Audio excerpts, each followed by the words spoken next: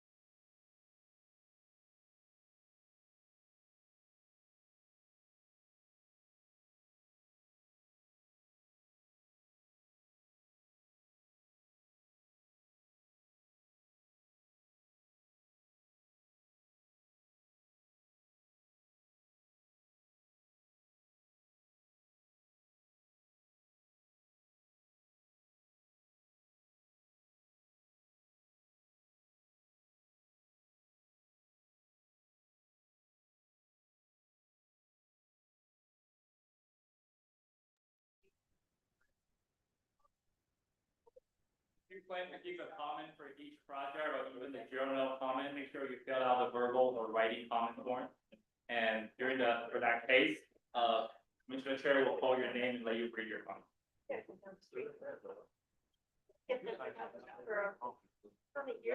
And when you finish the form, please give our city report.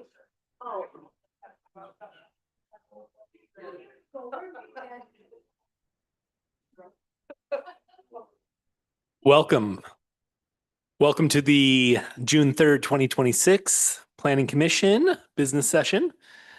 We want to start off with a thank you to Commissioner Mills and Commissioner Anderson. This is officially their last Planning Commission after 2 terms on Planning Commission, and they were previous chairs, and we've learned a lot and really enjoyed their presence and their discernment and just overall just their prowess and passion of the city. So we're sad to see them go, and they're off to bigger, better things, and they'll always be remembered on the Planning Commission and their dedication here. So moving forward, absolutely, guys, thank you so much. Moving forward, we want to display if there is any ex parte communications or conflicts of interest to disclose. No. I see none. We'll move forward on to the general public comment. Now, the general public comment is the time to, this is your opportunity for you to make general public comments that do not relate to any public projects scheduled for the public hearing today in the business item session. So you can see the public comment policies on the reverse side of the agenda that you have received this evening. So if you do see anything on the business session that you want to make public comments about, hold off. We will have a public hearing on each of the business session items this evening. Now, if you have public comments about anything outside of that, potentially anything that was in our work session, feel free to come up for the general public comments this evening. So we will open it up now for the general public comment.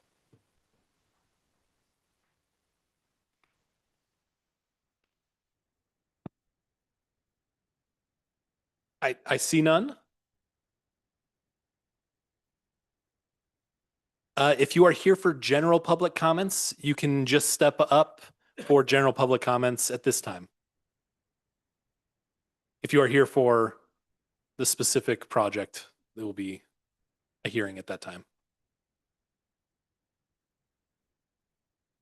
Wonderful. I see none. So we will move on to our business items for the evening. And starting off, we will go through project ZMA 26-002/GPA-26-002. So tonight we will be holding a public hearing to review a zoning text amendment request initiated by Jordan Brady. The request to amend the general plan land use designation from rural residential to residential low density and rezone approximately 1.8 acres at 2193 East, 6525 South from RR-1-21 to R1-15. The proposal is intended to facilitate low density residential infill development. So Maverick, if you could please present. Okay. So the project number ZMA-26-002 action request is a zoning map amendment and a general plan amendment. Applicant is Jordan Brady, HAP to the Brady Family Trust, and the project address 2193 East, 6525 South.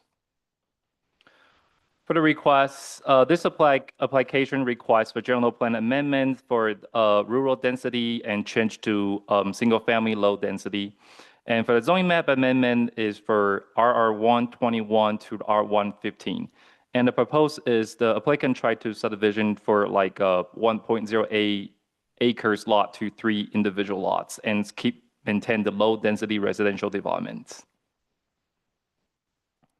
For the exceeding condition analyzed, for the exceeding neighborhood condition now is, the lot now is like the neighborhood area now is a single family residential and the property current zoning is RR1-21. And exceeding utility and roadway are infrastructure available and mixture of a conforming and legal non-conforming lots.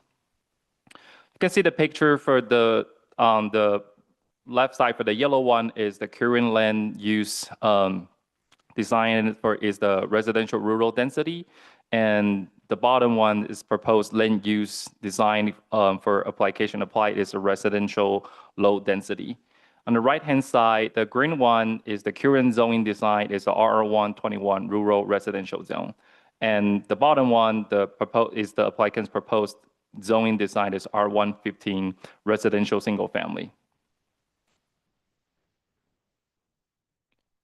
For the neighborhood analyze, for the exceeding development patterns, applicant neighborhood analyze, the applicant helped do some research and shows 29 of the 57 lots are legal non-conforming, so it's around like 51%.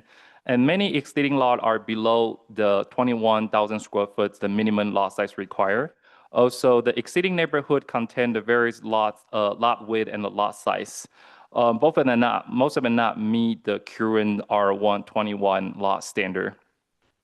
And staff find the surrounding neighborhood has the historical development with the similar lot pattern than the current required under the R121 district. So staff also check with city GIS and let the GIS provide the official study and research to show what is exactly the current community situation. So we found out the 40 of the 63 lots, they are not meet the current R121 lot standards, or around like 63.5% is the legal non-conforming lots. For the rural residential functionality reviews, so the RR zone allowed the limits of livestock use, and City Municipal Code and Section Chapter 8.14.020 status, minimum 20,000 square feet lot size is required to keep a livestock.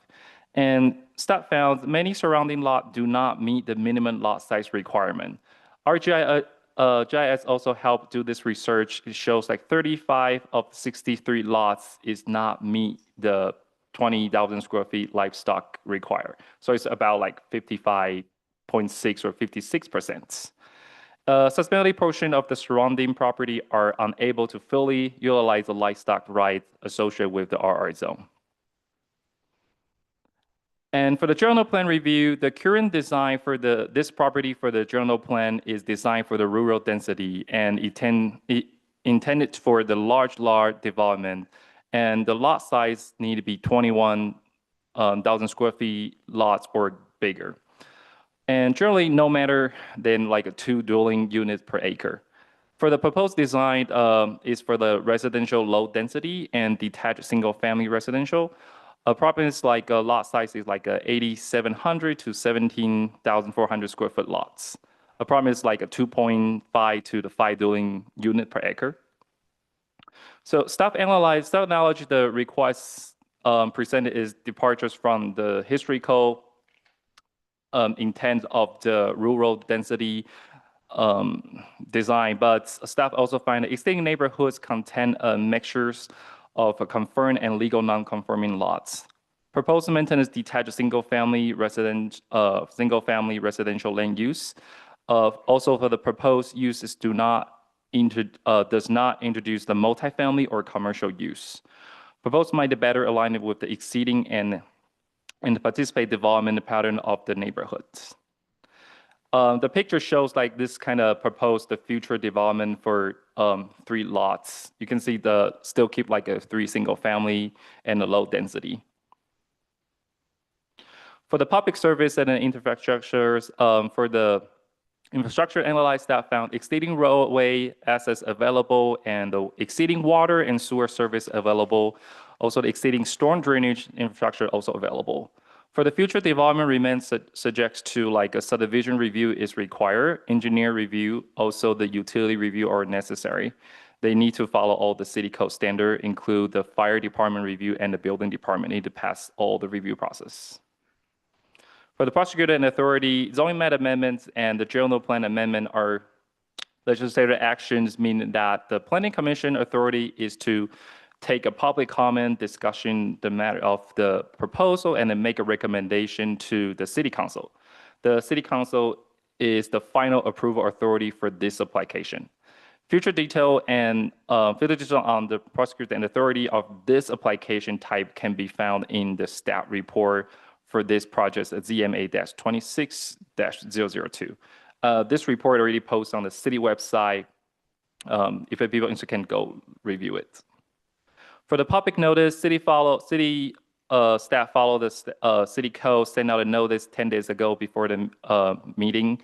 And we sent out 1,000 feet, so all the 1,000 feet neighbor get the physical notice. We also post the notice from the property. And after we send out the public notice, we receive one public comment, and the comment summary is kind of like they will support this change. They think this change will help that community for the future owner. And the comment already forward to all the commissioner before the meeting. So staff recommended is approval based on the founding is the compatible with the surrounding neighborhoods, and second, maintain the low density residential charters and exceeding infrastructure available, also support efficient use of a served land and not impact any like public health, style, or welfare. Wonderful. Thank you so much, Maverick. So now we will go over into the applicant presentation. If the applicant is here and has anything that they would like to discuss about this project, we welcome you now.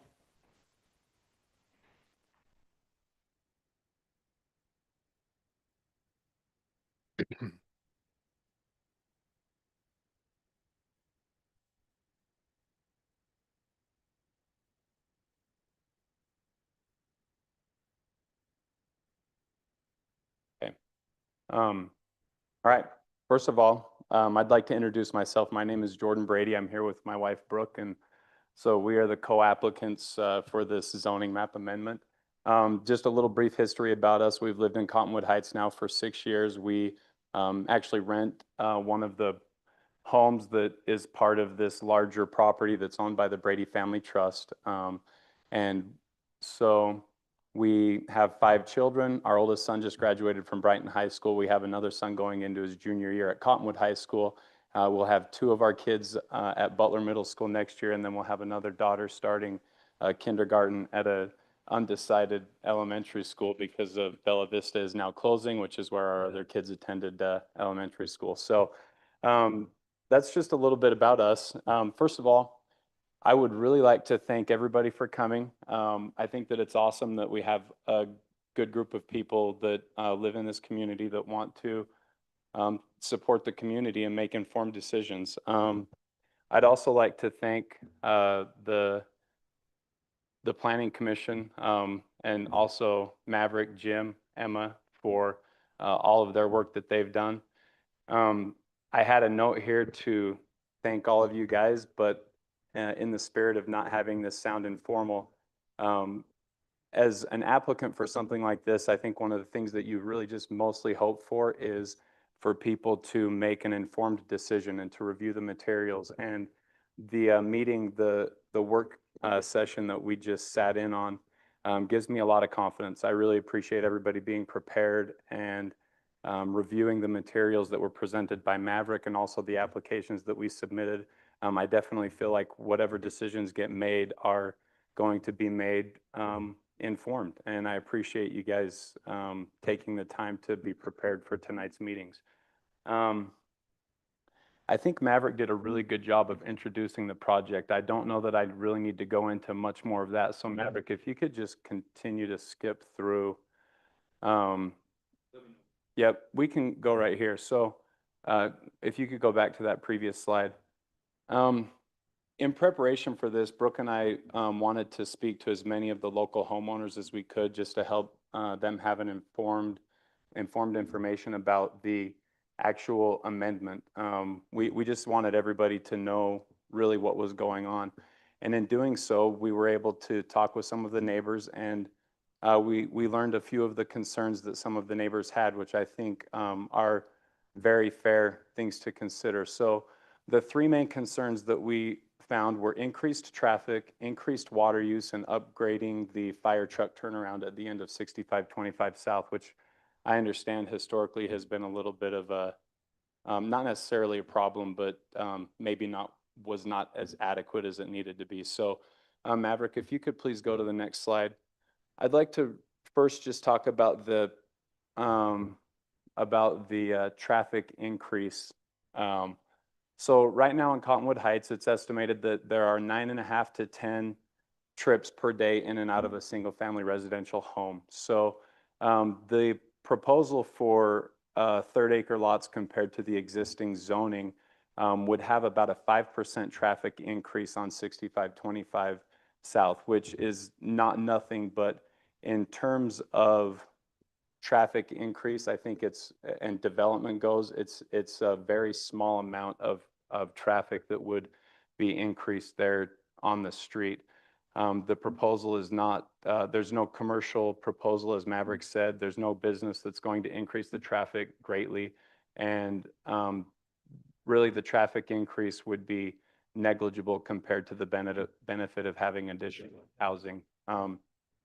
The next concern that we found, Maverick, if you want to go on, is the water use increase. And so in doing a little bit of research, we learned that the existing zoning lot size actually requires almost twice as much water use as the proposed lot size.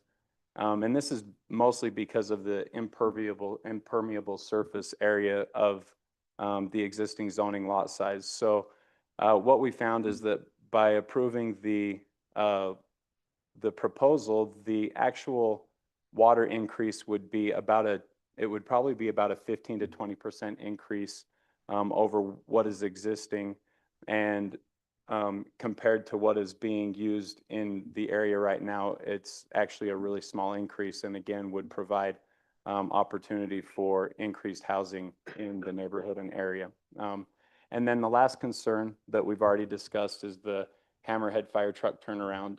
We actually met with the fire marshal out at the property, and we measured everything out, and the fire truck turnaround, as it sits now, actually meets the standard needed for them to utilize that.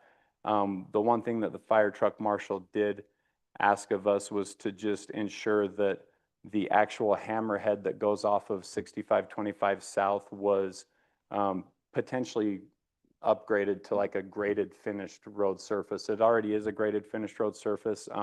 He didn't mention any concerns about needing that to be paved. In fact, I think that they would prefer it to not be paved because that's just increased maintenance. And when a paved road starts to become dilapidated, it's actually worse to use than just an improved graded road. So those were the three major concerns that we found in speaking with neighbors in the community regarding the proposal. Maverick, if you wouldn't mind going to the next slide. I wanted to just talk real quickly about some of the community benefits of the development proposal. In studying the general plan,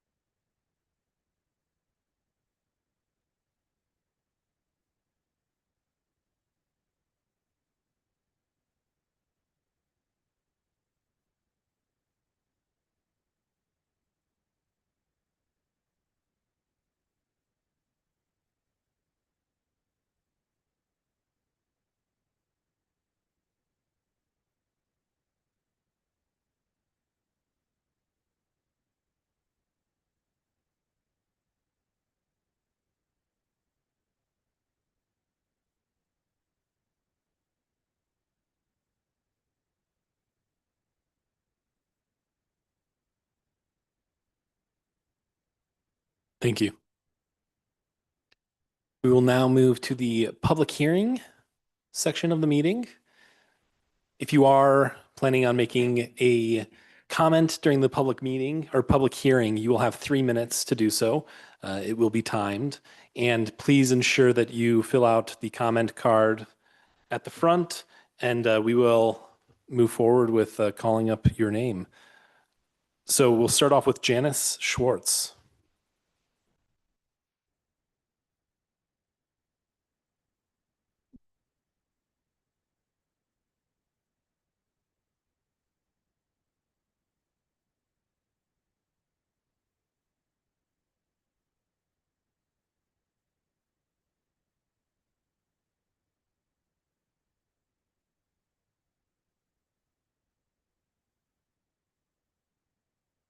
We knew it was inevitable that it would happen. And so I'm actually in favor of the proposal because, we know that land is scarce. It's, housing is scarce. And to have somebody that actually lives in the neighborhood, so we feel like Mr. Brady and his family, because they're staying here, they care very much about what this neighborhood is going to be like. And so if we have housing that is going to maintain the integrity of the neighborhood instead of something like duplexes, townhouses, no offense to those, but we love the kind of rural feeling that we have in this neighborhood. And we feel like we have somebody that's committed, that's responsible and cares about maintaining the integrity and just the beauty of our neighborhood. And so with that, I am in favor of single family homes. And really, we're dealing with one house. It's sold for what, half an acre? Now we're just going for 3 houses instead of 2. So it's kind of a nothing burger to me. So I'm in favor. Thank you. Thank you. David Schwartz.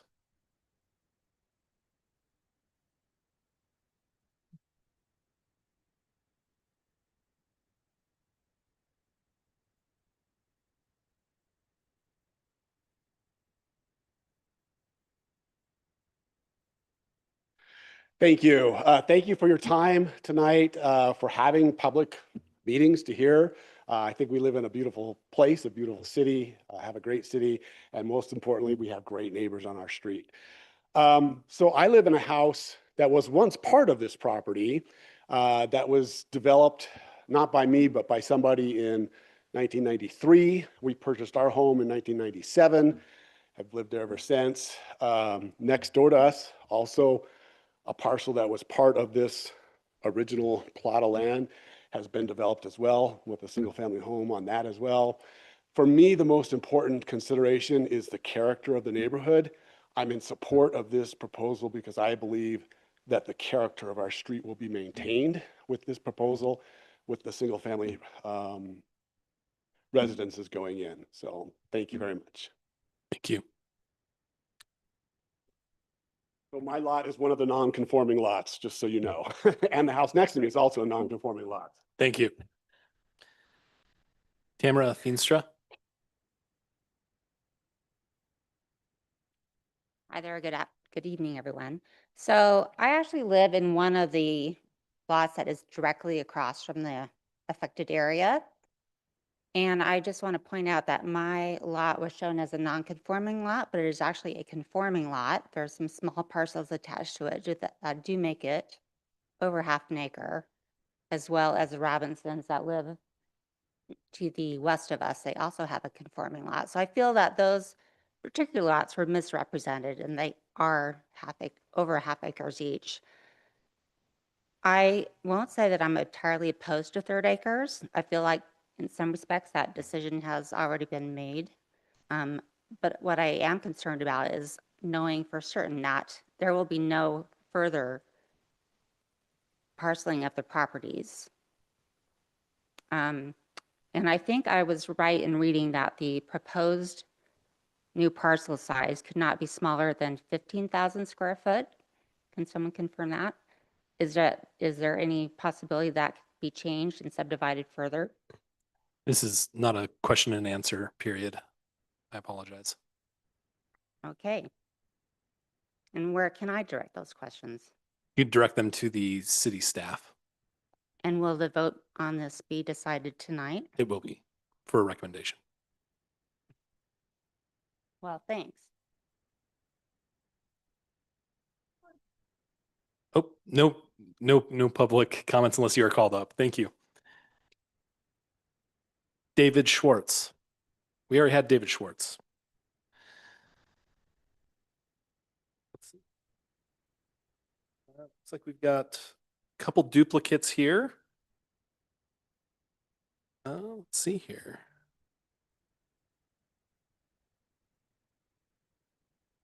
Casey Robinson.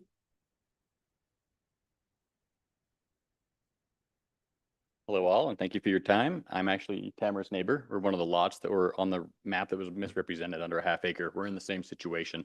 We've got two separate parcels that make it up to the half acre mark, bringing it into a conforming lot. And I don't know if any of the other properties that are represented on that map are the same way, but that was a misrepresentation of what we've seen for distribution in that area.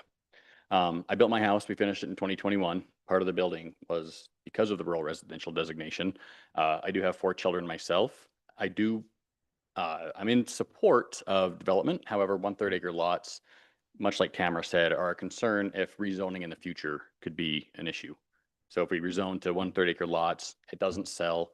Are we looking at further rezoning down the road to a developer that's willing to pay a higher cost per lot for high density? We do have high density housing to our west. There's apartment complexes there, as can be seen on the map. That's just one of our biggest concerns. Again, we built our forever home here in anticipation of staying in this designation as RR 121. The other concerns we had were just safety concerns. I mean, 2300 East, we're on the end of that dead end. We see a lot of traffic turning around in there. Fire trucks, things of that sort have not been an issue. But it's more just if in the event of an emergency, evacuation, means of egress, things of that sort, if we're able to get out. And one more house on the street might not affect that too much, but it is increasing traffic. And yeah, one of our kids was diagnosed with hearing loss as well. And so more traffic down in that area is a concern of ours. If he's not able to hear cars coming if there's any higher density brought in the future. That being said, we do support half acre lots, much like we were enforced to build upon. And yeah, we welcome development of the lot. We would love neighbors over there. The Brady's have been fantastic, but they're separated by that field.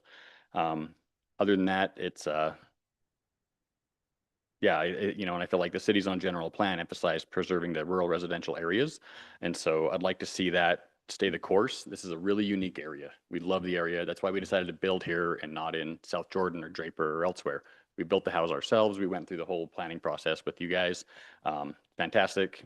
We love where we are. That being said, we would love to keep it as half acre lots for those reasons. Just less traffic and less chance in the future that it could be rezoned to even further higher density lots. So, and we ran some comps on properties. It's not really, we don't have access. I don't know what they're going to be asking for these individual lots if it is divided into 1/3 acre lots, but the 2 comps that we have seen have been on the market both for over 2 years. So both in this zip code around the same lot size that we've seen. So other than that, I think that's, yeah, we love the neighborhood. We love our neighbors. Everyone's been fantastic and would like to keep it the same designation if we could. Thank you. Thank you. Vicki Anderson.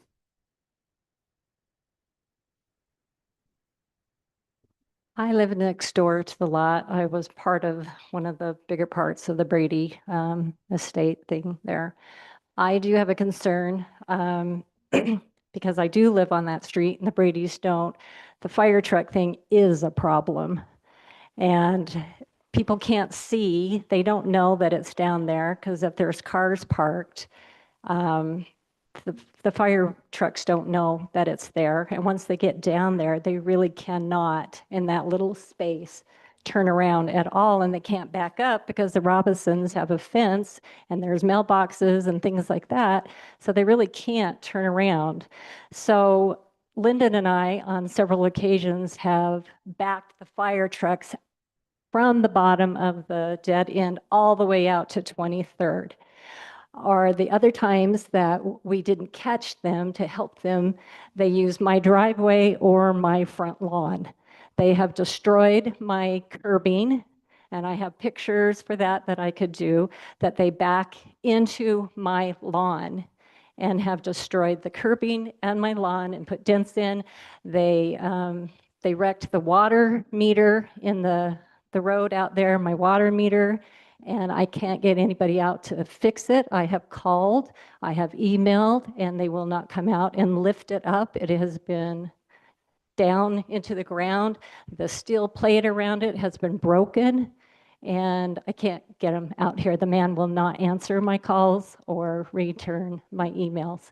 And so, yes, it is a problem. It's too narrow, so I don't agree with Jordan on that one. It does need to be made into an actual turnaround, I think, for them, and not just not have nothing, because weeds grow up, you can't see it, they have no idea it's down there, there's cars that are parked down there, and yeah, and so, yeah, I think it is a problem, because they use my driveway, they have used it, they have broken my driveway, I have proof of that as well, like when they build the dump trucks and things like that, they turn around in my driveway, so I do have a broken portion of my driveway from the last building that we've had because of the dump trucks backing up.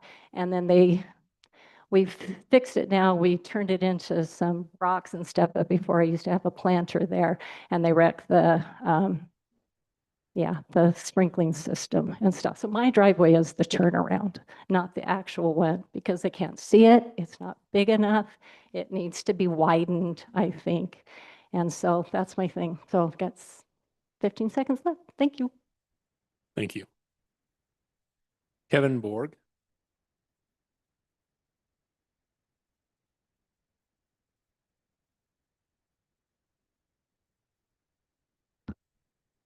Thank you. Yeah, my mother has lived on that street for close to 50 years. I own 3 properties on that street as well. And we're not actually opposed to what's being presented here today. I think we're actually in favor of it. Probably the big concern, and I know I also built on the street to the south of that 27 years ago. And I know at the time stormwater was a big issue. And I don't know how they're addressing that. I saw on the slide that they say that it's existing. There is no stormwater existing on that property. All the water runs down that street, runs to the end of the road, and there's nowhere for it to go. Unless I'm wrong, there's no infrastructure in place to deal with the stormwater issue. So I'm just curious how that's going to be handled. And also with the curb gutter and sidewalk that they're addressing on the new properties, what that might look like for the current residents of the street, if they're going to require any further improvement, or if they're going to be okay to let the gravel and the water and everything run down the street and impact the new homes. So those are kind of my comments. I'll second the fire truck comments. I've lived on that street most of my life, and I've seen the fire trucks on it. I know what they're talking about. It is real. It is a problem. It should probably be addressed. Thank you. Thank you. Any other comments in the public hearing?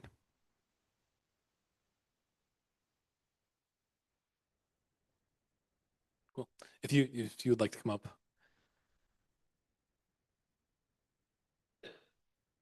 Just a quick comment about.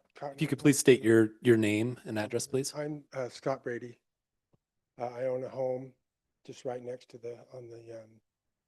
I believe it's the north side of this property.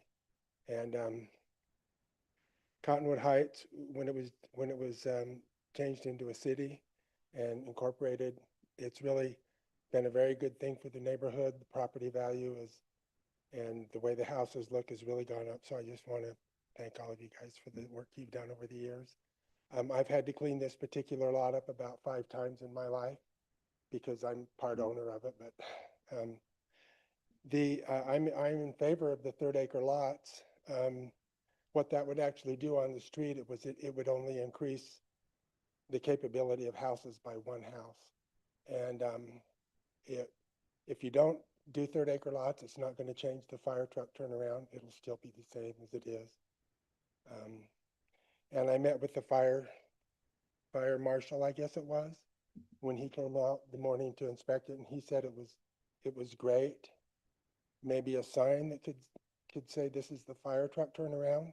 But anyway, I'm very much in favor of 3rd acre lots. It would improve the property, and it would be something that we could finalize and maybe get that property taken care of. So that's my comments. Thank you. Great. Thank you. Any further comments? If you could come up and please state your name and address. I'm on Kim Shabby. I live on this street that is proposed. I am against doing the 3rd acre. Other than the Andersons and Schwartz, everybody on our street has half acres. I'd like to keep it half acres. I love having the animal rights, plenty of room to move. I'm concerned about the traffic, the extra water usage, and I have a big family myself. I'm not opposed to that. I just like the half acre versus the 3rd acre. So, thank you. Thank you.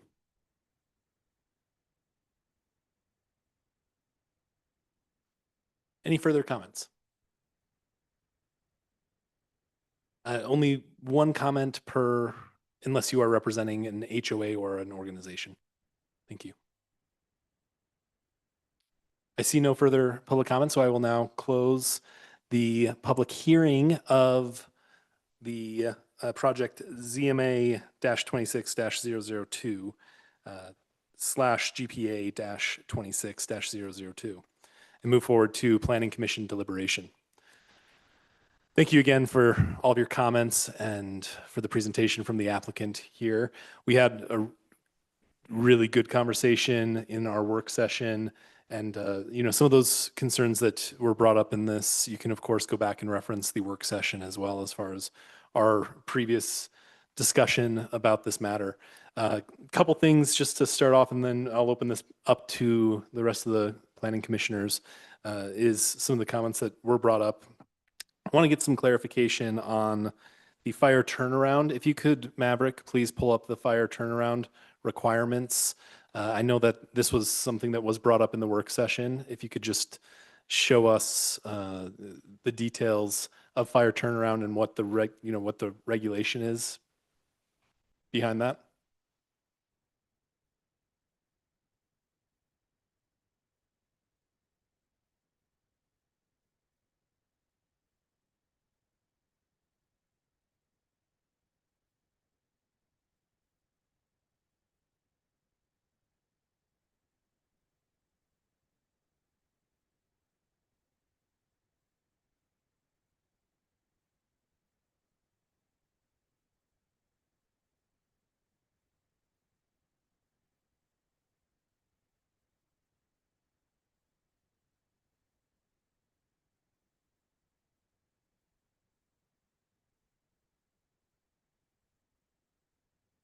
And Maverick or Jim, if you could please explain what we are looking at here as far as dimensions, and then potentially do an overlay on what the current project is looking like. Yeah, so this is taken from the fire code. So it's not necessarily a city standard, but just the International Fire Code standard. So these are approved turnaround types with dimensions. It looks like the alternate hammerhead is what would be designed at the end of the street there. But as Maverick mentioned in the presentation, the fire marshal went out and reviewed the site and said there wouldn't be any concerns with what's currently there today. So great. And as far as that goes, this really is only in relation to the eastern border of the hammerhead. Is any of that on the actual property itself, or is it just the eastern border and the maintenance of the eastern border? So all of the hammerhead today is public right of way. So none of it is privately owned. Okay. Who is responsible for maintaining that? The city, if it's a public right of way. Wonderful. As you can see, there's an alternate hammerhead. And also, just for all of the participants here in the audience, this is a closed deliberation with the commission. So if you could please keep your comments, that'd be wonderful. Thank you. So going through that, so the city is required to maintain this, and the applicant has stated that they're going to do a curb and gutter on that eastern border of the hammerhead. Is that correct? So that would all be part of a subdivision application review. So tonight's consideration is just to change the zoning. Any future development would require separate applications and reviews. Great. Mhm. Thank you. I will open this up to the rest of the commissioners for your additional questions. Jim, does the hammerhead surface for that alternate hammerhead, is that all city-owned property? Yeah, based on the parcel information, it's part of the street right of way. Yeah. Okay, am I reading the standards right that hammerheads utilized by heavy emergency vehicles weighing up to 75,000 pounds require paving in order to keep the trucks from sinking or rutting? Does that Yes. sound accurate? I'm not familiar. That would be up to the fire marshal Okay. during a subdivision review. He would review that. Based on concerns of residents, I'd like us to do a deeper dive. And again, some of this is about being good neighbors and if you're trying to get a project through, obviously there's not a legal responsibility to do things like this, but for the sake of being good neighbors with each other, y'all are going to live around each other for a long time. So it may behoove the Bradys, who've been around for a long, long time, to maybe facilitate something that helps everybody feel safe. And anyway, the city is not in a situation where they're going to pony up the money to put asphalt on that thing. I'll just state that clearly. But I do think that if we're going to put our eggs in that basket, that the alternate hammerhead is an acceptable alternative. I don't blame some young firefighter for trying to find a safe place that has hard surfaces, and I'm sorry that they ran over your landscaping. It doesn't surprise me that they came up with a horrible creative solution to get themselves out of going down the wrong street. But for the sake of everybody, I think, maybe we can facilitate a good solution there. I also have a question. I know we're not necessarily incumbent to answer the stormwater question. That will happen later on in the process.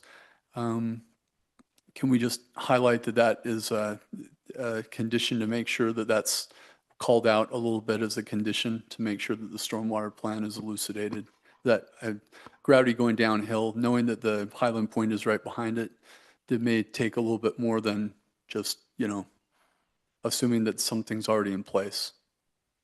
Yeah, so again, all of those improvements would be verified during the subdivision review phase. So any improvements that are triggered by this project, if and when they submit for subdivision, would be the developer's responsibility. So if the fire marshal determines that paving that area is necessary, curb and gutter, that would be part of the subdivision review. And those improvements would either need to be bonded for or completed before the plat is recorded with the county.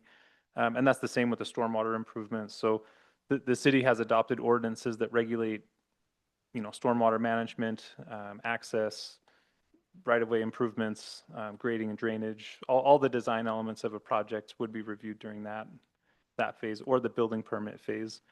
So really tonight, it's changing the color on the map and changing the rules for what could potentially be built there. And in this context, it would be reducing the minimum lot size from 21,000 square feet to 15,000 square feet. And then some of the setbacks for homes may be a few feet different as well. So anything outside of that would be part of the development review phase.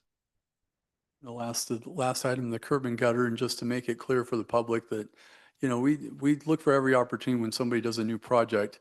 We need curb and gutter in this city. And so when it's new, yes, but asking people to retrofit their yards, that's never going to happen. That would not be appropriate or legal. But if you go up and down Fort Union Boulevard, there are places where you can see when somebody puts together a new project, we do expect that they're going to adhere to the Fort Union Master Plan. We're trying to improve walkability in this city one little bit at a time. So with a new project, absolutely, curb and gutter and sidewalks, even if it's a sidewalk that just goes in front of 3 houses to start with. And as the rest of you consider that, long-term, that will obviously be up to you as a property owner. The city would never, ever come down and you say, you must put a curb and gutter and you must put a sidewalk. But let's collectively being good neighbors again. And when we have a project like this, we use this as a chance to lean in on what best practices are. And Those are different in 2026 than they were in 1990 or in 1980 or whenever. So well, we respect those that have been property owners, have been grandfathered in many of these cases, but let's use this as a chance to improve where y'all live. Thank you. I can appreciate the, excuse me, the interest in maintaining half-acre parcels. But what I'm understanding is that many of the parcels in this area are already less. Am I understanding that correctly? Correct. Yeah. So having a third acre is still, would fit into the neighborhood quite well. Would not be a great deviation from what's already there. A half acre is a nice lot to have, and I think people who have that really do appreciate it. Although I'm hearing maybe that data is not necessarily Entirely accurate. And so as I think through this, if I was to, own a half acre in a zone that's designated half acre zones, and then the neighborhood decides to rezone a 1.108 acre to accommodate third acres, it just seems to change the character of an established neighborhood. I'm definitely pro-development. I guess another question I have though is, it says here, it is estimated that 5 or fewer lots in this current zone are currently utilizing the livestock benefit. Maverick, is it safe to say, because again, some of the data on the parcel sizes seems to be like confusing or not 100% accurate. I'd like to understand, how many people are utilizing the livestock benefit.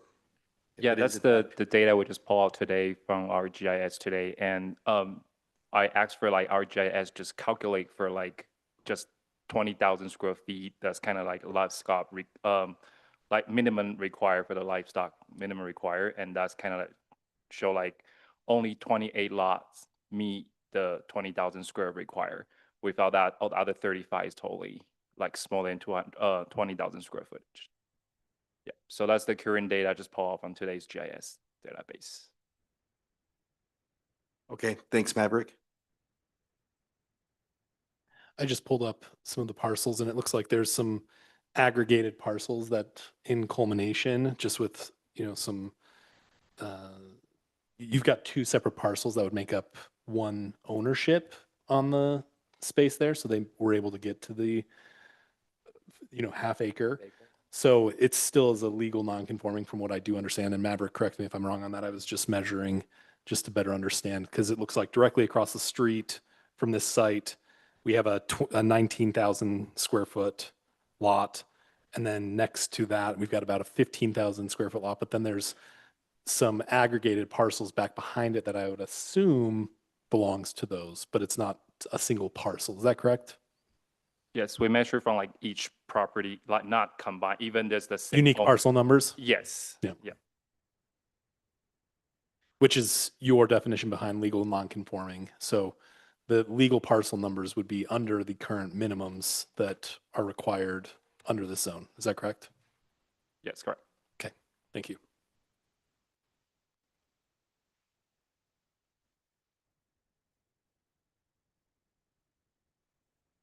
Any other discussion points?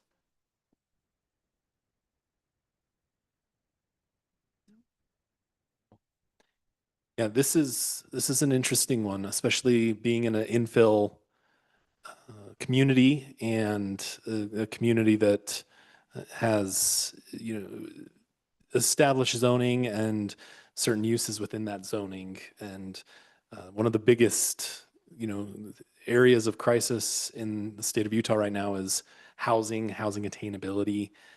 Now, I don't believe that these are going to be affordable homes, but that's one of the things that it's good to see thoughtful projects, as well as projects that are, focused on maintaining the community. And looking at this, I think that when you can be thoughtful for these types of things and then also be able to enhance a community, I commend the Brady's on being able to be thoughtful in that space. And I've been impressed with the renderings and, what is going on there. So moving forward on this, we do welcome any motions to this project. Can I just real quick, before we do the motion, just for everyone's education, understand next steps? Because just in case not everyone was at the work session. So tonight, it's the Planning Commission's responsibility to either forward approval or denial of this to the City Council. And then the City Council will be making the final decision, excuse me, on the approval or denial of the changes. Gosh, excuse me. So just for clarification, so anyone interested, I suggest you attend the City Council meeting when this takes place. I don't know if we know when that would be, but just in terms of the process. Yeah. Mr. Chair, if I could Yes. just elaborate a little bit on that. So thank you, Commissioner Anderson, for that. If, depending on what happens tonight, this item would likely be scheduled for the July 7th City Council meeting for them to deliberate. And then as far as process goes, as I mentioned, this request is to change the zoning, so to allow a smaller lot size. If the council agrees and approves that decision, the next step would be for the applicant to submit a subdivision application, which would have the specific engineered drawings, actually creating 3 separate lots with utility service, the road improvements, stormwater improvements, all those things. And then after the plat or the subdivision is recorded, next would be the building permit process. So then each lot would have to submit detailed construction drawings for the actual house that would be constructed on each property. That's where setbacks and other standards would be reviewed. So this is really just establishing the rights of the property. And then beyond that, there's several more steps before any development could occur. Thank you, Jim.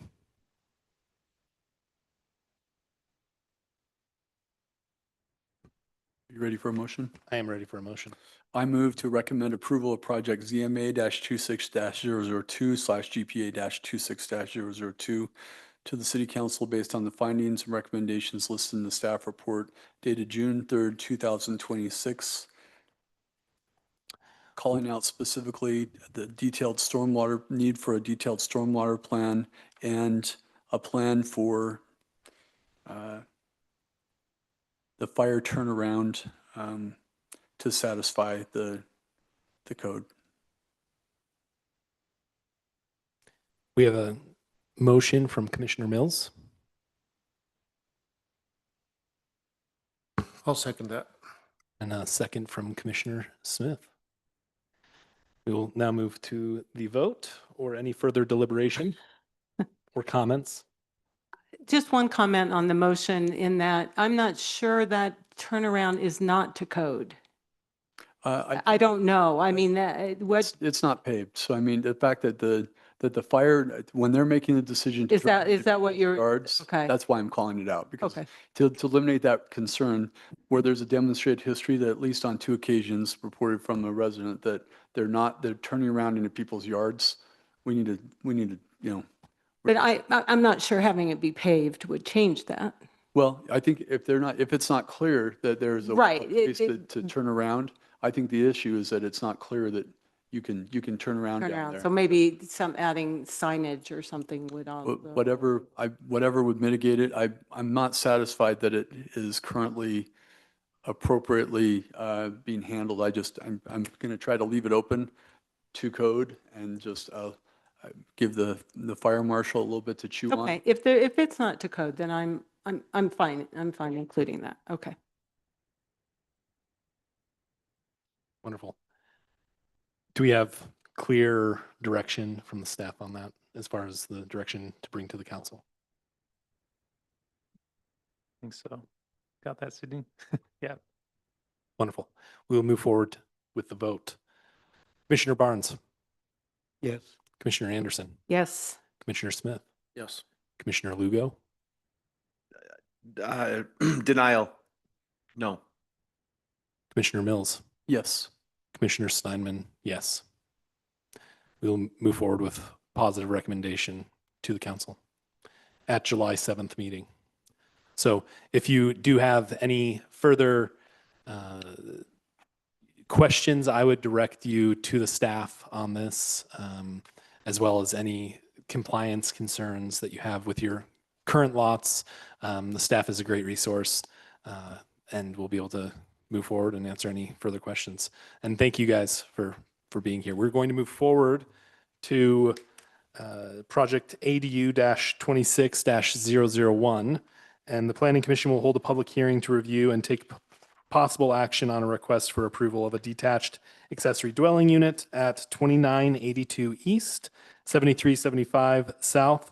The proposed ADU includes approximately 800 square feet footprint, a height ranging from approximately 10 to 15 feet, and required parking adjacent to the structure. And we've got Maverick to present on this. Thank you, Chair. Subject property 2982 East, 7375 South. Property owner Zach Penny, and the zoning for this property now is R1A single family. The property lot size is 0.3 acre. So the exceeding exceeding site condition is, you can see the pictures in the backyard, just kind of like a open space with one detached garage, and this detached garage gonna be removed when this project's approved. And the next slide is for the concept image for the proposed detached ADU, and the ADU size around like 800 square feet, and it's the detached structures with the foundation. The building height now is around like 10 to 15 feet tall, and it's a 2-bedroom, and the parking provided adjacent to the ADU. For the proposed location, you can see the site plan, the ADU is located in the backyards, and also show the parking location just in front of the ADU, but it's still in the backyards. And they have access points, and the setback meet all the ADU and the primary house require. Side yard is 8 feet, and the rear yard is 20 feet, and the 6 feet between each structures. And okay, for the use analyzed, staff found detached ADU are allowed as a conditional use in the R18 zone, and only one ADU proposed on the property. And the property owner will continue occupying the primary dwelling, and ADU will not be used as a short-term rental. For the site analyzed, here's the things when staff reviewed for the code review, which is the checklist. For the first one, for the foundation, the proposed ADU meter required, and the utility meter, there's a no separate meter. Rear yard location, we review it. There's a proposed ADU located in the backyard.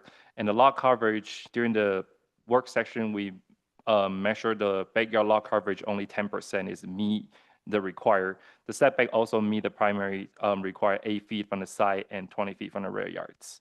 And the building height for the ADU maximum is 20 feet high, and this proposed one only 10 to 15 feet. And for the very end, the property have an extending fence, also the vegetation around the backyard property, and the parking is a 2-space provided.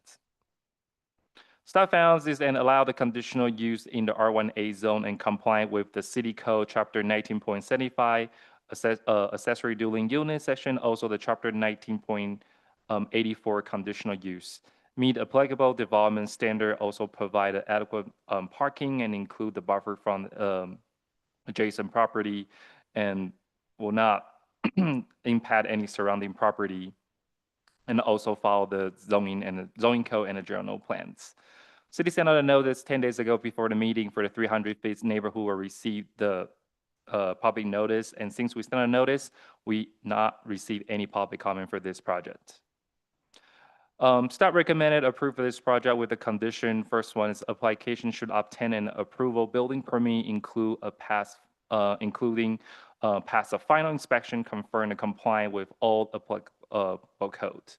Second, applicant should obtain an approved city business license to act as the landlord for the ADU. Thank you. Wonderful. Thank you, Maverick. Now, do we have the applicant here? Wonderful. If you could please come up and tell us your name and. I'm Zach Payne. Little introduction. So we own the property. Me and my wife own the property at 2982 East, 7375 South.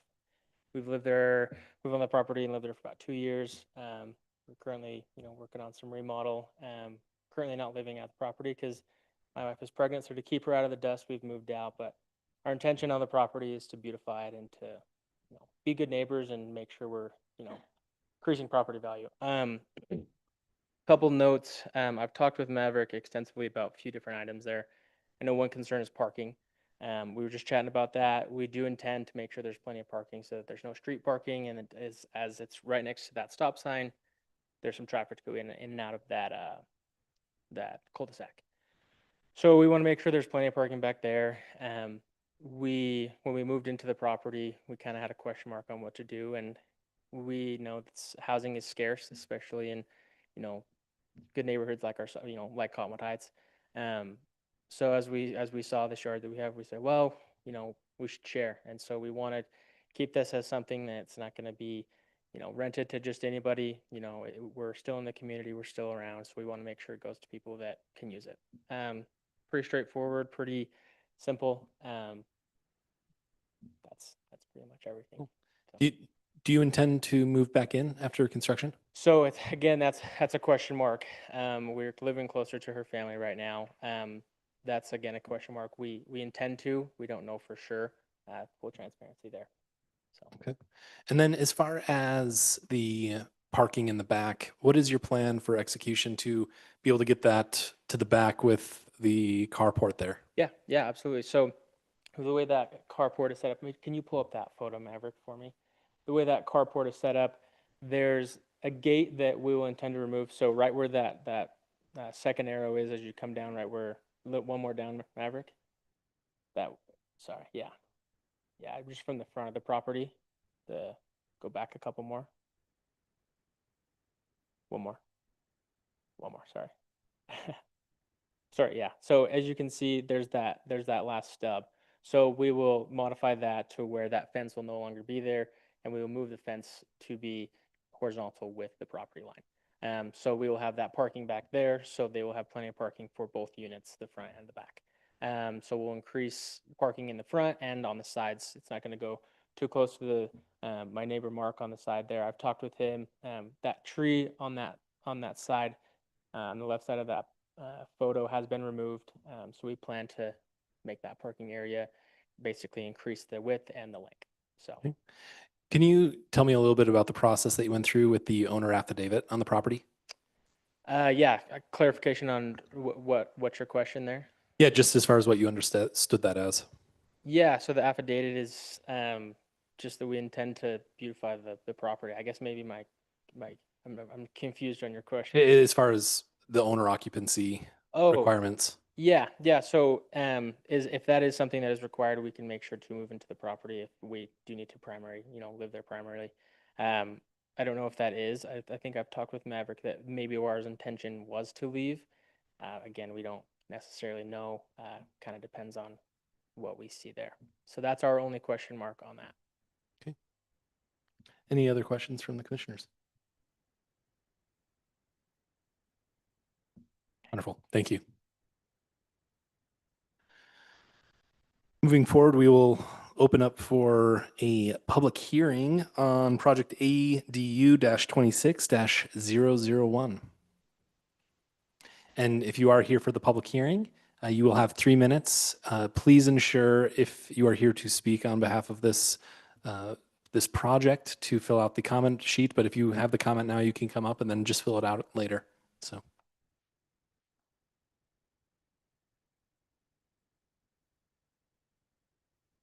We'll track it down. You can come on up, and if you want to present, just let us know your name.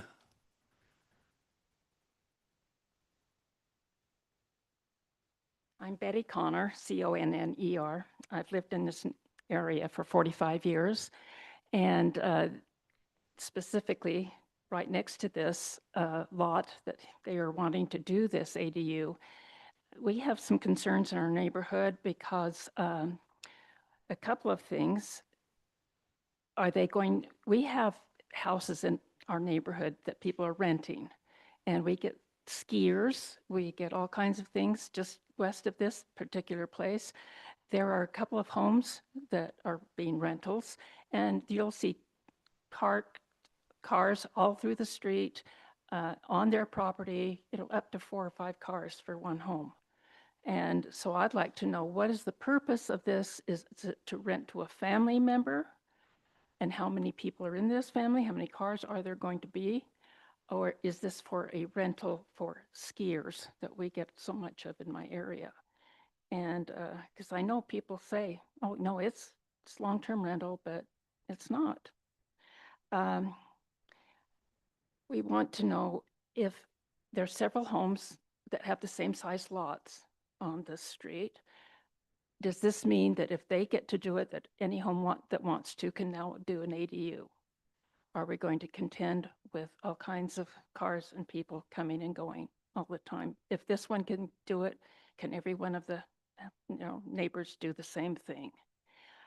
So how many of that will there be? I remember when we came to the budget meeting here a while ago, it was presented that we do allow the ADUs, but that the city wasn't able to control who has the ADU, who has rentals, and collect taxes or whatever it is you have to do, that they can't seem to monitor that and keep that under control. So, what's the purpose? People can just add anything and not have to pay for it. Who would be responsible for the upkeep? We have neighbors a lot in I'm in one little corner, but there are a lot of people there who do not take care of their yards. Weeds are knee-high all over the place, and they're not taking care of any of these nearby. So who's going to be maintaining the integrity of that property? And it comes to a T where this house is. The street comes down one way and another, and it's a T, and this house is right where the T is. There's a stop sign right there. If people start parking there, it's going to be very dangerous. So we're just very concerned about the integrity of the property. How is this going to continue? Anyway, those are our concerns. Not necessarily all against it, but just concerned. Thank you.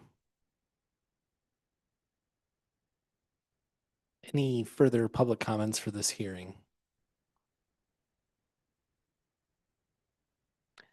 I see none, so I will move forward with the Planning Commission deliberation. So thank you again for presenting on this, Maverick. Maverick, I do want to dig in a little bit about the owner affidavit and what was represented, as well as if you could give us some additional details about the process of the owner affidavit. As you had mentioned that it was being recorded, but do you have a stock copy of that for us to look at? We haven't received the copies yet. If we want, I can talk to the recorder office and let them send a copy as soon as possible. Usually their process take like 2 to 3 weeks to send their record file to the city. And from an ADU standpoint, I do know that this was a state legislative matter that, was imposed over cities and communities. I know that the owner affidavit is an important component about the ownership of the property must be owner occupied for allowance of for the occupant to be allowed to be in the space and rent out the back space. Can you give further clarification as to what is in the owner affidavit for this? Potentially the verbiage that might be presented, or what would be representative of any ADU applicant that is required to abide by?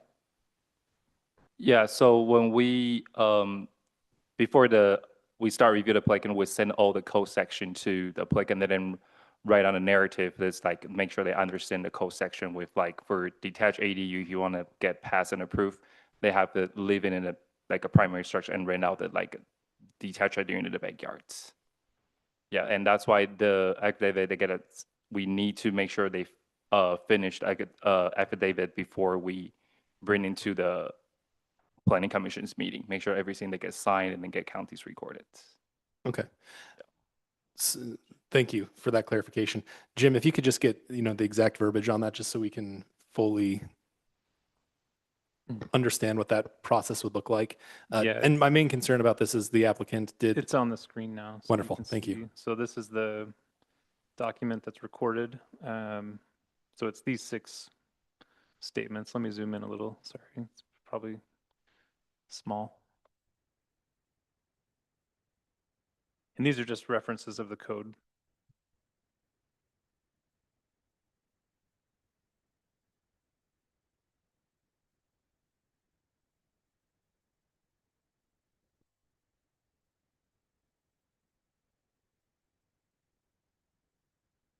I'm a really slow reader, so let me know when you want me to scroll down. Oh, no. So actually, if you So want to that's the scroll up really quick on that, I think that what concerns me about this specific application on the ADU, and I am very much so a strong supporter of ADUs, is if you could scroll down just a little bit so I can see section 2, is I am the record owner of the realty, the property that is described on the attached exhibit. The exhibit also includes a description of the primary dwelling unit, the primary residence on the property. The applicant did discuss that they are not using this as a primary residence and did represent under, and this is a recorded document, I believe. So this was with a with the notary as well, under perjury of law, that they would be a primary residence here. And he did disclose that he is not planning on making this, but he would do it if that's a requirement. I'd say this is pretty clear. It is a requirement. This is something that's very clear within the ADU law.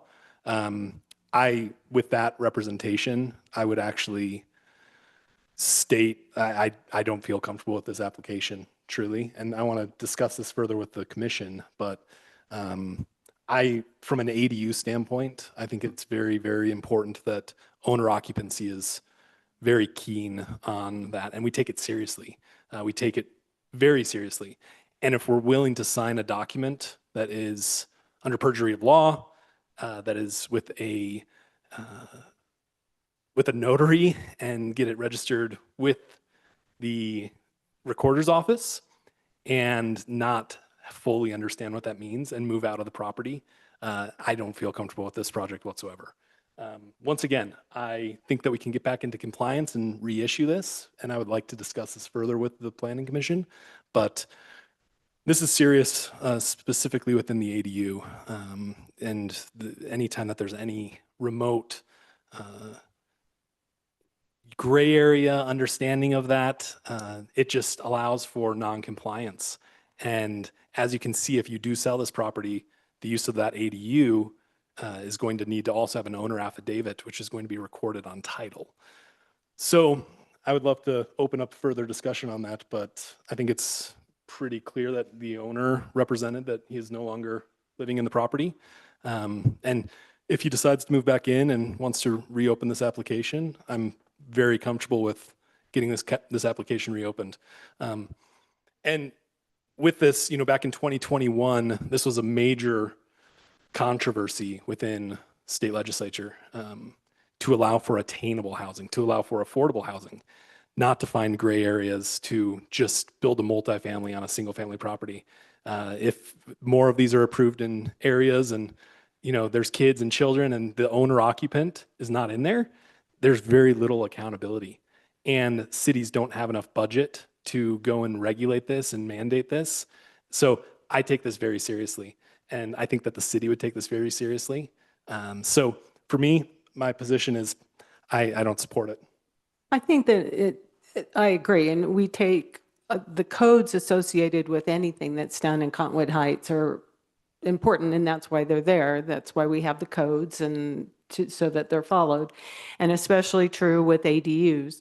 The owner occupied is one of the requirements, as are setbacks and everything else that's part of what is required to have an ADU. ADUs cannot just be put in someone's backyard without approval. So to follow certain criteria. So I agree, if this one key, this is just like any other component of a request, if the setback wasn't right or something like that, I would say we deny it because this is one of the requirements. I'm just curious, if I build an ADU in my backyard and then for whatever reason decide to leave, and I've rented out the ADU to somebody that's everything's kosher, but I leave, what happens to that ADU? It's very specific. If you refer to Title 19-75-050, that you have to get a new affidavit once it's sold. But I think the point here the chair is making is that at the time of the application, it is not owner occupied. And Right. I like that stipulation that the moment that the owner is occupying it, he can make the application. I just think we're not interested in flippers. We're not going to facilitate an investment property in this neighborhood that's already struggling. And there are a lot of things that we're leaning in on ADUs, frankly. We kind of got excited about it. And I would add like the parking situation, I think we need to make sure that we drill down.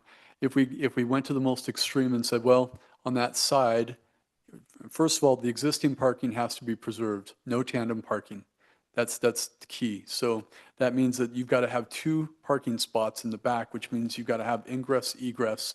If you went to the narrowest possible, like a parking stall is 9 feet. So you've got to have 9 feet from that post to the wall to be able to pave to get around there, and then have 2 spots and the ability to back and forth it, even if you're driving a little Toyota Corolla or whatever, to get back out of there. So I mean, the owner occupancy issue for me is a no at this point. And then making sure that the parking question, that is maybe the thing that previous to many of us in this room, that the city council and the previous planning commission felt very strongly about. We're not doing tandem parking, and it's very specific. So there's a pathway through. I don't think it's a never on this property, but this incomplete homework from my standpoint. So I would lean towards a no as well. Yeah, I'd agree with this. Once again, compliance I think is going to be key, and if we can find ourselves in that. Chair Steinman, one question. Maverick, maybe you can answer this. I just want clarification. I understand that the owner of the property must occupy the home, but it says here also on page 5 of our document that, and at no time can receive rent for the ADU.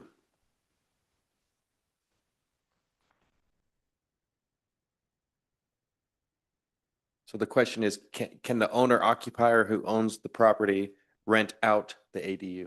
Because here it says and can at no time receive rent for the owner occupied unit.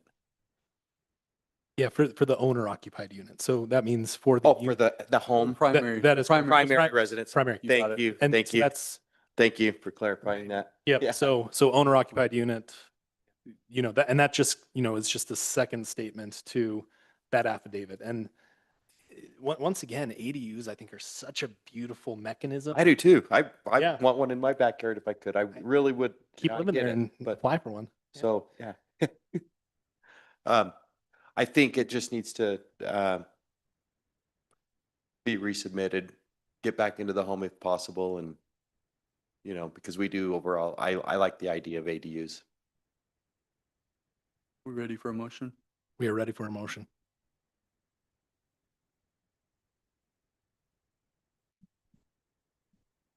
Anybody want to do it? I'll do it. I move to deny project ADU-26-001 based on the findings of a question related to the statement of the applicant and his current housing circumstance. We have a motion from Commissioner Mills I will second that. and a second from Commissioner Anderson. Any further deliberation? Wonderful.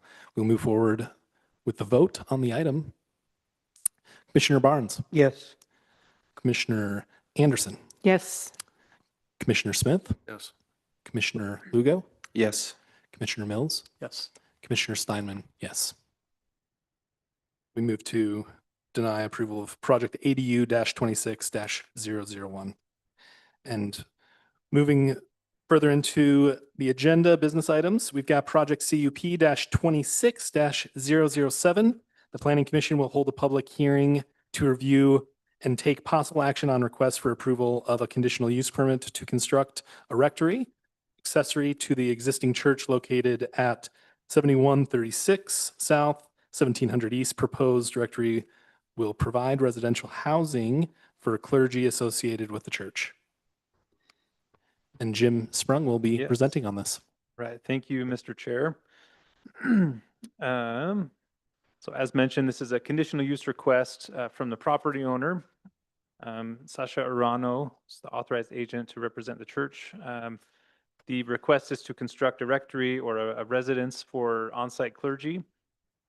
A little background here. So the property contains an existing church structure. Let me get my little laser here. So here on the north end of the property, you can see the existing church structure. On the south end is an existing building that was previously used as a rectory. It's in poor condition and is no longer habitable. So the intent is to replace this with a new structure.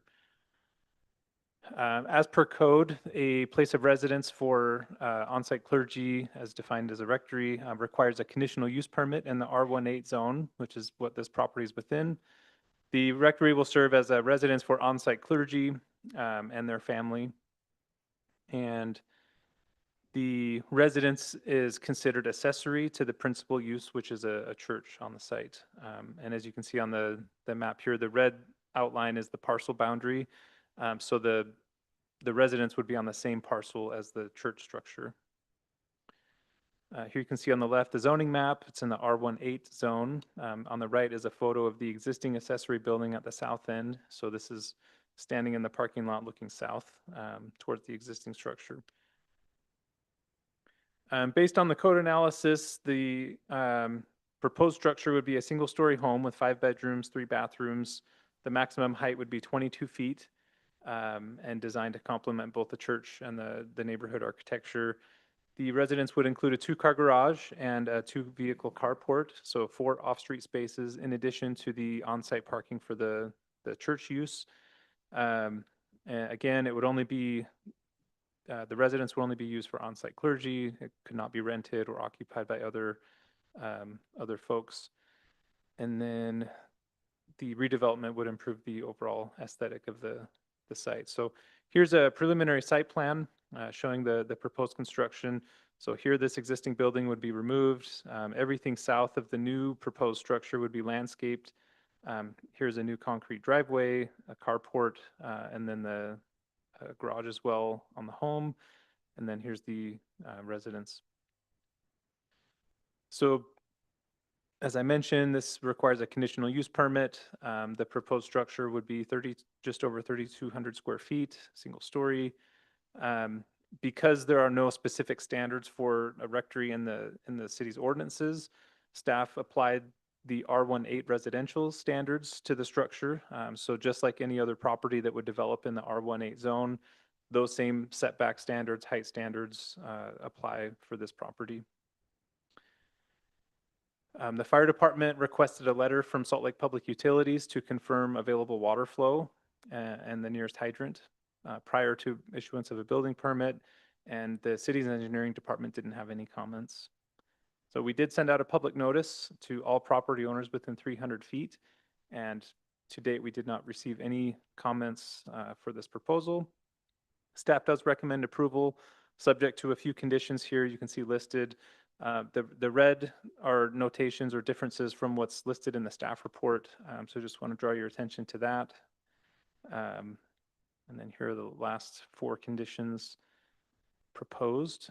Essentially, in a nutshell, saying that they have to cross all their T's and dot all their I's before any construction or development permits are issued.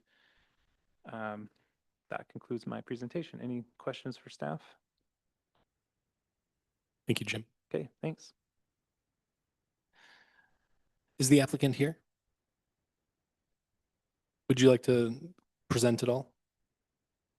Wonderful. Cool. Thanks for being here. All right, we will move forward to public hearing on CUP-26-007. I see no one here that is ready for the public hearing, so we will close the public hearing and move forward to Planning Commission deliberation. Any comments on this?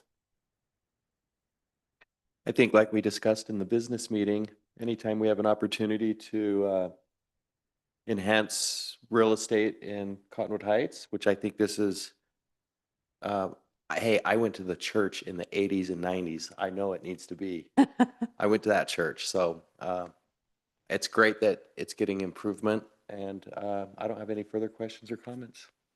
Wonderful. Also, congratulations on the donation of the church as well. It's very exciting to see that type of process go within the community, and it shows just the motives and the passion of that. So, yeah. Any further comments, or are we ready for a motion? When we talk about the shielded lighting, it might be helpful to make sure that we call out the lighting ordinance. It's really, really, really specific. And so just as you guys give guidance to applicants, there was a time that we did a deep dive for 3 planning commission meetings, probably 5 years ago.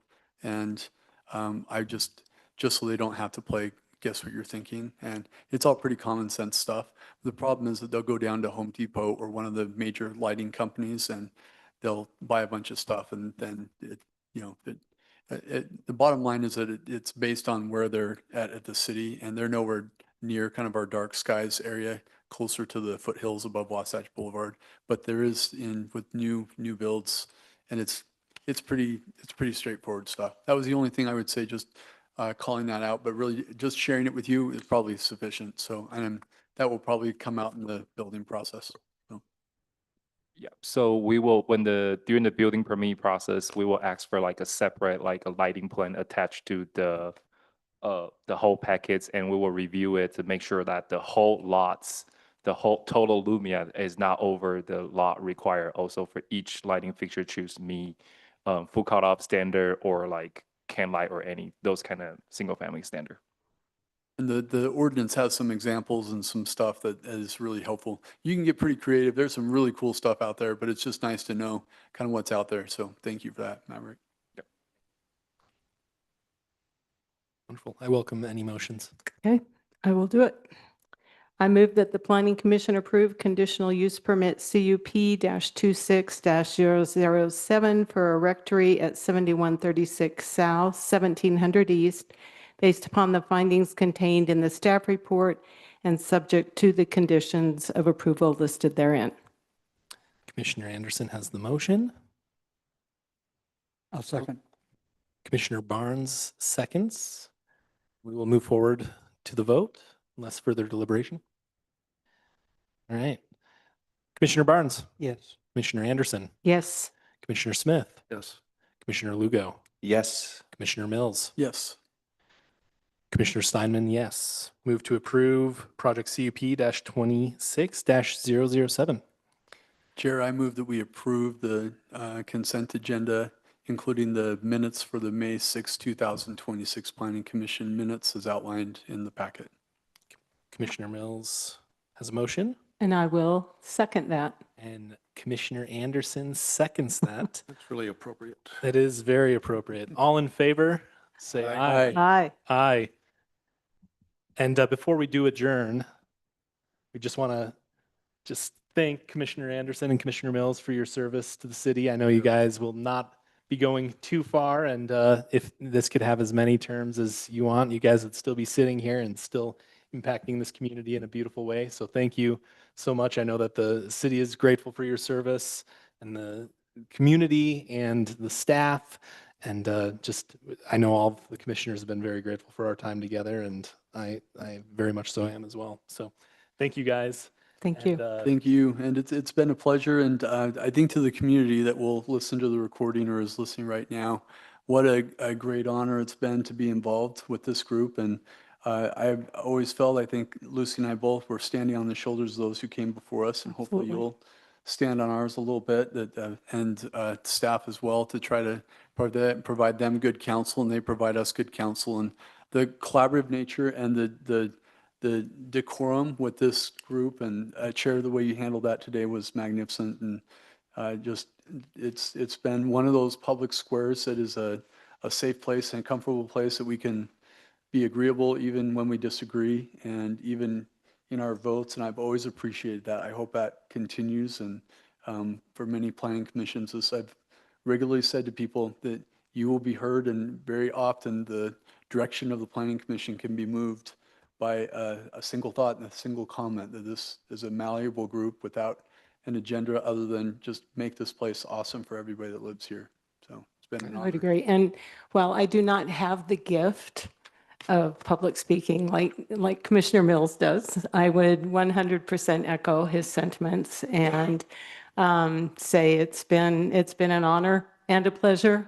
I'll miss it. And, but I won't be a stranger either. So, so yes, it's been great. It's been great. Thank you. Wonderful. Well, if you Motion to guys, adjourn. I'll second that. wonderful. All in favor?